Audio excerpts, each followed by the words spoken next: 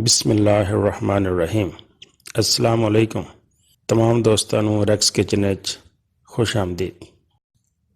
ਅੱਜ ਅਸੀਂ ਮੌਸਮ ਗਰਮਾ ਦੀ ਸੌਗਾਤ ਫਾਲਸੇ ਦਾ ਤਾਜ਼ਾ ਜੂਸ ਬਣਾ ਰਹੇ ਹਾਂ। ਅੱਲਾਹ ਤਾਲਾ ਦਾ ਬੜਾ ਖਾਸ ਤੋਹਫਾ ਹੈ ਫਾਲਸਾ।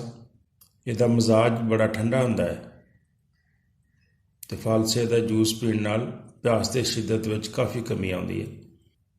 ਫਾਲਸਾ ਮੈਦੇ ਔਰ ਜਿਗਰ ਦੀ ਗਰਮੀ ਨੂੰ ਵੀ ਦੂਰ ਕਰਦਾ ਹੈ ਅਤੇ ਨਿਜ਼ਾਮੇ ਇੰਹਿਜ਼ਾਮ ਨੂੰ ਮਜ਼ਬੂਤ ਕਰਦਾ ਹੈ ਅਤੇ ਨਾਲ ਨਾਲ ਫਾਲਸਾ ਕਬਜ਼ ਕੁਸ਼ਾ ਵੀ ਹੈ। 3-4 ਹਫ਼ਤੇ ਤੁਸੀਂ ਮੁਸਲਸਲ ਅਗਰ ਫਾਲਸੇ ਦਾ ਜੂਸ ਪੀਂਦੇ ਹੋ ਅਤੇ ਇਹਦੇ ਨਾਲ ਦਾਇਮੀ ਕਬਜ਼ ਦੂਰ ਹੋ ਜਾਂਦੀ ਹੈ। ਅਤੇ ਆਓ ਫਿਰ ਸ਼ੁਰੂ ਕਰਦੇ ਹਾਂ ਫਾਲਸੇ ਦਾ ਤਾਜ਼ਾ ਜੂਸ ਕਿਸ ਤਰ੍ਹਾਂ ਬਣਾਉਣਾ ਹੈ। ਸਾਨੂੰ ਇਹਦੇ ਵਾਸਤੇ ਫਾਲਸਾ ਚਾਹੀਦਾ ਹੈ, 1 ਕੱਪ ਚੀਨੀ ਦਾ ਅਤੇ ਥੋੜ੍ਹਾ ਜਿਹਾ ਕਾਲਾ ਨਮਕ, ਚਮਚੀ ਦਾ ਚੌਥਾ ਹਿੱਸਾ, ਅਤੇ ਠੰਡਾ ਕਰਨ ਵਾਸਤੇ ਕੁੱਟੀ ਹੋਈ ਬਰਫ਼ ਚਾਹੀਦੀ ਹੈ। ਸਭ ਤੋਂ ਪਹਿਲੇ ਤੁਸੀਂ ਫਾਲਸਾ ਪਾ ਲਓ ਜੂਸਰ ਮਸ਼ੀਨ ਵਿੱਚ।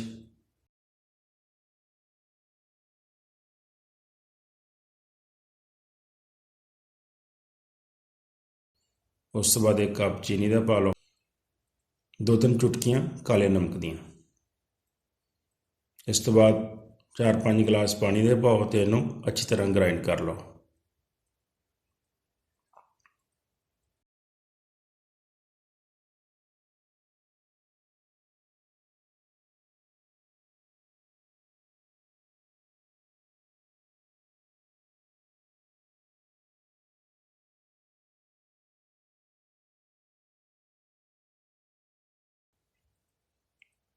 ਜਦੋਂ ਫਾਲਸਾ ਅੱਛੀ ਤਰ੍ਹਾਂ ਗ੍ਰਾਈਂਡ ਹੋ ਜਾਏ ਅਤੇ ਇਹਨੂੰ ਜਾਲੀ ਦੇ ਨਾਲ ਅਸੀਂ ਫਿਰ ਭੁੰਨ ਲਵਾਂਗੇ।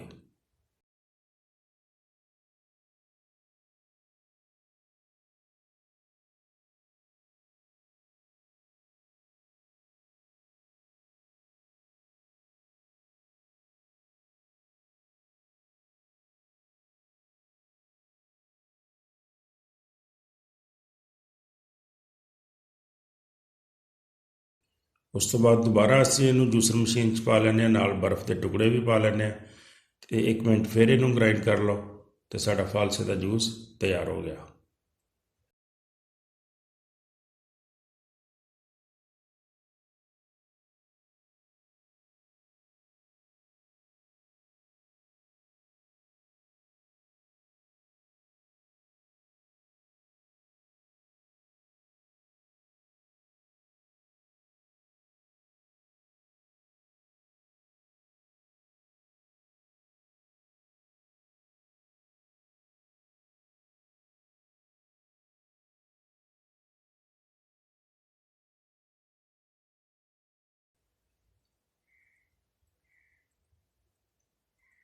ਬਹੁਤ ਅੱਛਾ ਤਾਜ਼ਾ ਫਰੈਸ਼ ਜੂਸ, ਇਹਨੂੰ ਰੋਜ਼ਾਨਾ ਪੀਓ।